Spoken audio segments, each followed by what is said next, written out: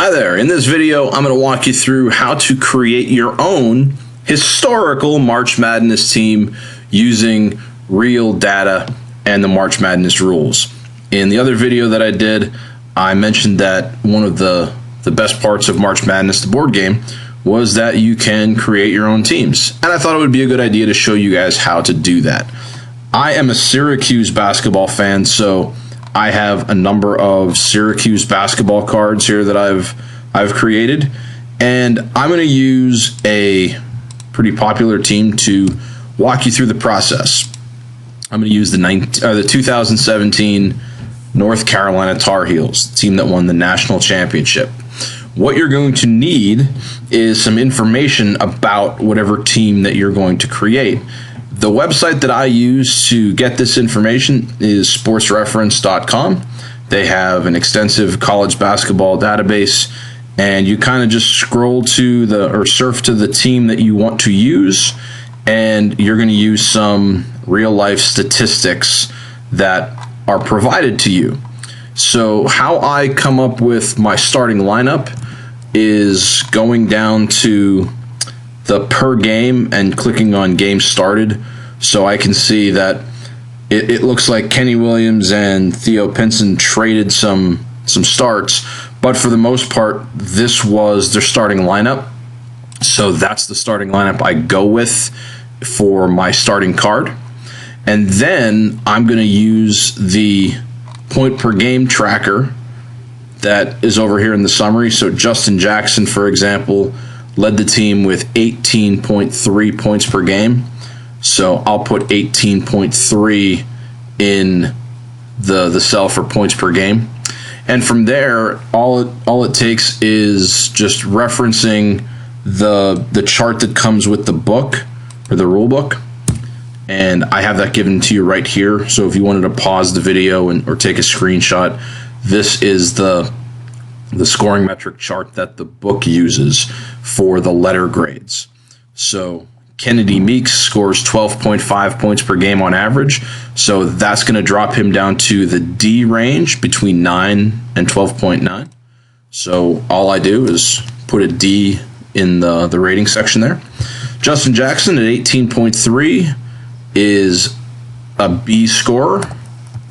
Isaiah Hicks at 11.8. He's also going to fall under the D category.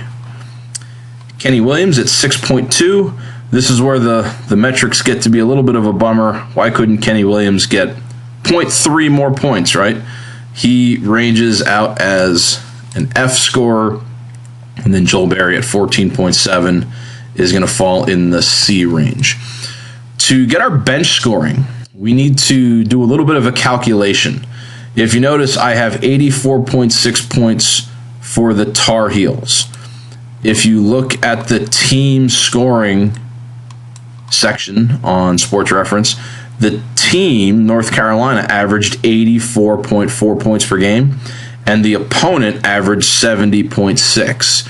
Those are numbers that we're going to use to calculate our bench and our defense rating. So first, our bench. If the Tar Heels averaged 84.6 points per game, what I want to do is subtract all of these averages, and that'll tell me what my bench averaged. So I'm just going to let Google do the math here. So if I take the Tar Heels and subtract all of our starters, it looks like the bench averaged a little over 20 points per game. 21.1 is going to be good enough to give us a B-rated bench. And now I need to figure out what my defense is going to be. The defensive metrics are also given, and the way they hand out defensive grades, it's either A, B, or C. And the C defense is really for the bad teams.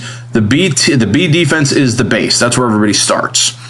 If the C defense gives up more than 74 points per game, or if they're outscored by their opponents, then you're going to see a C over here. The A defense is if they give up fewer than 74 points per game, and they also outscore their opponents by more than 10. So if you look at the metrics here for this North Carolina team, they do qualify as an A defense, fewer than 74 points per game, and they average a win by more than 10 points. So I'll mark them down as an A defense. The last part of the equation is to figure out how many coaching moves that the team is awarded. And the rules are a little bit more vague about coaching moves. What they tell you is to gauge, how many wins, how many Final Fours, how many titles. So if you look at Roy Williams, in his 29-year career, he has 899 wins, 9 Final Fours, 3 championships. I feel pretty confident awarding Roy Williams 4 coaching moves for the 2017 Tar Heels. So that is the coaching move aspect.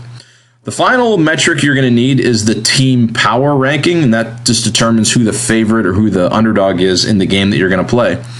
And the directions come with this kind of power rating right here. So you get this thing squared away. I'm sorry. Every letter is awarded a team power ranking.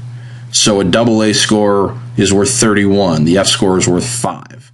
Team defense, it's either 12-0, or a C defense actually takes 12 points away. And then your coaching moves are worth points as well. So to calculate my team rating, what I'm going to do is take all of these and apply a number to them. So a D is worth 11, a B is worth 19, a D is worth 11, an F is worth 5, a C is worth 15, B is worth 19. Okay, so if I take my A defense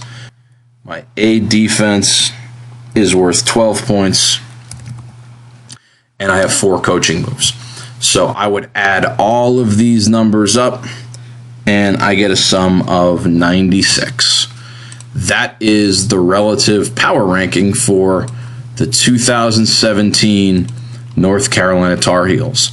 If I were going to play a historical Duke team, I have some Duke teams here, and if we look at the 1992 national champions, based on their letter grades, their defense, and their coach, their score is 106.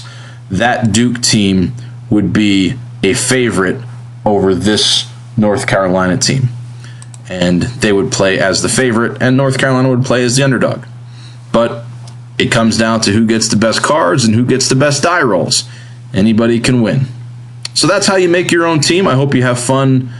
If you have any teams that are out on Sports Reference, you can make a card for them and have a lot of fun playing with them.